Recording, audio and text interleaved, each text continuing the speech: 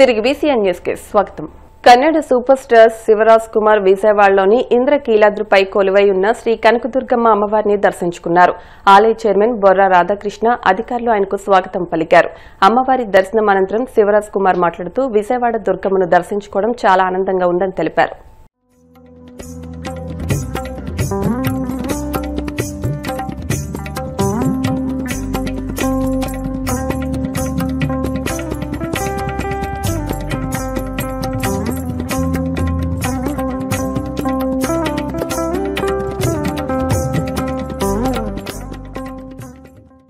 పల్నాడు జిల్లాలో ఘోర రోడ్డు ప్రమాదం చోటు చేసుకుంది. నాదెండ్ల మండలం గణపవరం వద్ద బైపాస్ రోడ్డుపై గుంటూరు నుంచి ఒంగోలు వెళ్తున్న కారు ముందు వెళ్తున్న లారీని వెనుక నుంచి ఢీకొట్టింది. ఈ ప్రమాదంలో కారులో ఉన్న 5 విద్యార్థులు మృతి చెందగా మరో 2కి తీవ్ర గాయాలయ్యాయి. అందరూ అయ్యప్ప మాలాధారంలో ఉన్నారు. మృతులను విజ్ఞాన కాలేజీ విద్యార్థులుగా గుర్తించారు. ఈ ఘోర రోడ్డు ప్రమాదంపై మంత్రులు గొట్టిపాటి రవికుమార్, మండిపల్లి రాంప్రసాద్ రెడ్డి దిగ్భ్రాంతి వ్యక్తం చేశారు. తెలంగాణ ముఖ్యమంత్రి రేవంత్ రెడ్డి వరంగల్ జిల్లా నర్సంపేట నియోజకవర్గంలో పర్యటించి అభివృద్ది పనులపై వరాల జల్లు కురిపించారు. 532.24 కోట్ల విలువైన పలు అభివృద్ది పనులకు శంకుస్థాపన చేశారు. సీఎం రేవంత్ రెడ్డి శంకుస్థాపన చేసిన పనుల్లో 200 కోట్లతో యంగ్ ఇండియా ఇంటిగ్రేటెడ్ స్కూల్, 130 కోట్లతో ప్రభుత్వ వైద్య కళాశాల, 26 కోట్లతో నర్సింగ్ కాలేజ్, పలు రోడ్ల విస్తీర్ణ పనులు ఉన్నాయి. అనంతరం ఏర్పాటు చేసిన బహిరంగ సభలో ఆయన మాట్లాడుతూ గత బీఆర్ఎస్ ప్రభుత్వంపై తీవ్రస్థాయిలో విమర్శలు గుప్పించారు. ఒక్కసారి కాదు, ఈ ప్రాంతంలో బీఆర్ఎస్ కు రాష్ట్రంలో 2 సార్లు అధికారం ఇచ్చిండ్రు. ఈ ప్రాంతం నుంచి శాసనసభ్యుగా ఎన్నికైన వాళ్ళు, రాష్ట్రంలో అధికారంలోకి వచ్చిన వాళ్ళు అభివృద్ధి చెందినరు, ఆస్తులు సంపాదించుకున్నారు, ఆకాశమంతా ఎత్తికెదిగినరు, ఫామ్ హౌజులు కట్టుకున్నారు, విమానాలు కొనుక్కున్నారు, టీవీలు పెట్టుకున్నారు, పేపర్లు రాసుకుంటున్నారు. కానీ నర్సంపేట ప్రజల యొక్క జీవన ప్రమాణాలు మారలేదు. ఈ ప్రాంతంలో విద్యార్థులకు చదువుకోవడానికి బడులు రాలేదు. ఈ ప్రాంతంలోని మా మహిళలకు, స్వయం సహాయక సంఘాలకు 0 వడ్డీ ఇవ్వలేదు. ఈ ప్రాంత రైతాంగానికి పండించిన పంటకు ఇంతకుముందు హెలికాప్టర్లో వస్తున్నప్పుడు మిత్రులు శ్రీనివాసరెడ్డి గారు అన్నారు, ఎక్కడ చూసినా వరి పంటలు, వరి కోతలే కనిపిస్తున్నాయి. ఈ ప్రాంతంలో వరి అత్యధికంగా పండిస్తున్నట్టున్నారు ఈ రైతాంగం అని. నేను గుర్తు చేయదలుచుకుని ఈ ప్రాంత వరి రైతాంగం పండించే రైతులకు ఆనాటి ముఖ్యమంత్రి వరి వేసుకుంటే మీరు ఉరి వేసుకున్నట్టే, ఒక్క గింజ కూడా కొనేది లేదు, మీ దిక్కున్న దగ్గర చెప్పుకోపోండి అని ఆనాటి ముఖ్యమంత్రి అన్నాడు. కానీ ఈనాడు ఇందిరమ్మ పాలనలో మీరు వరి పండించండి, మీరు పండించిన చివరి గింజ వరకు ఈ ప్రభుత్వం కొనుగోలు చేస్తుంది, మీరు సన్న వడ్లు పండించండి, 500 రూపాయల బోనస్ ఇచ్చి మిమ్మల్ని ఆదుకుంటాం, మీకు గిట్టుబాటు ధరనే కాదు వ్యవసాయాన్ని లాభసాటిగా చేస్తామని చెప్పి ఈనాడు మన ప్రభుత్వం నిర్ణయం తీసుకున్నది. ఆనాడు అన్నారు కాంగ్రెస్ అధికారంలోకి వస్తే రైతు బంధు బంద్ అయిపోతుందని, రైతు రుణమాఫీ అబద్ధాలని.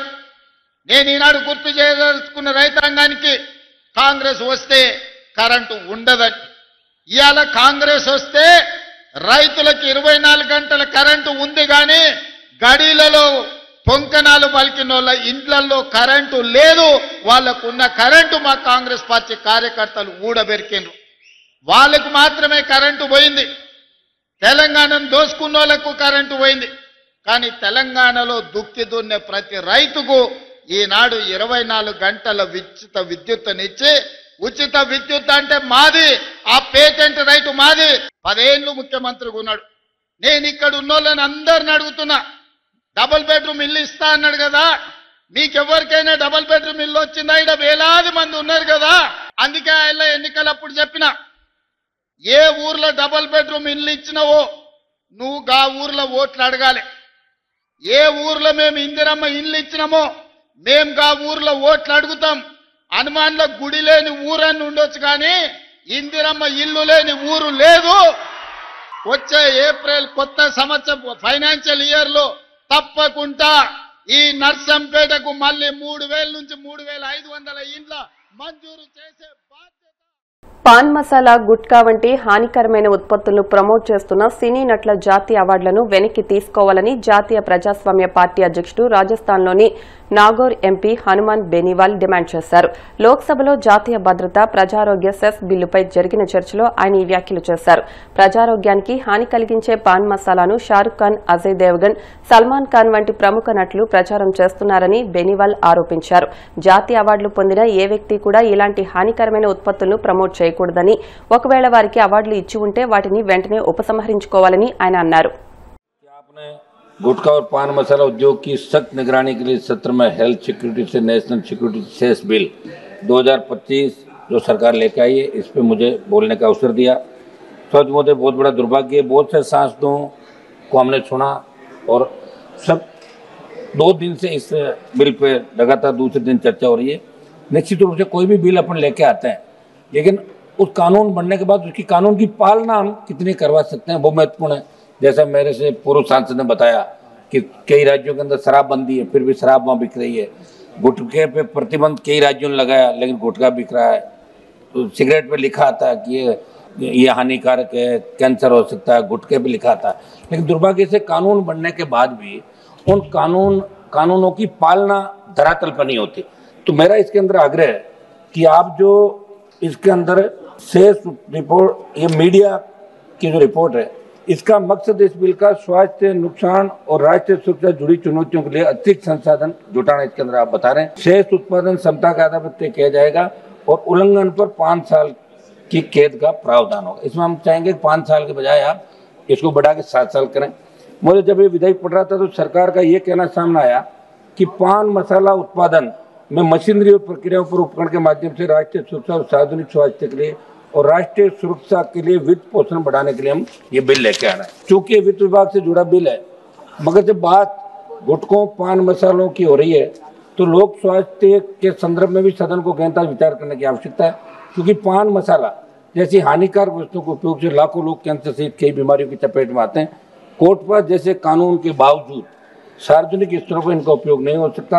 और सरकारी दफ्तरों के हालात देखो, दीवारें, बस स्टेशन, रेलवे स्टेशन, जहाँ जाओ वहाँ पान मसालों के पीछे रंगी हुई है।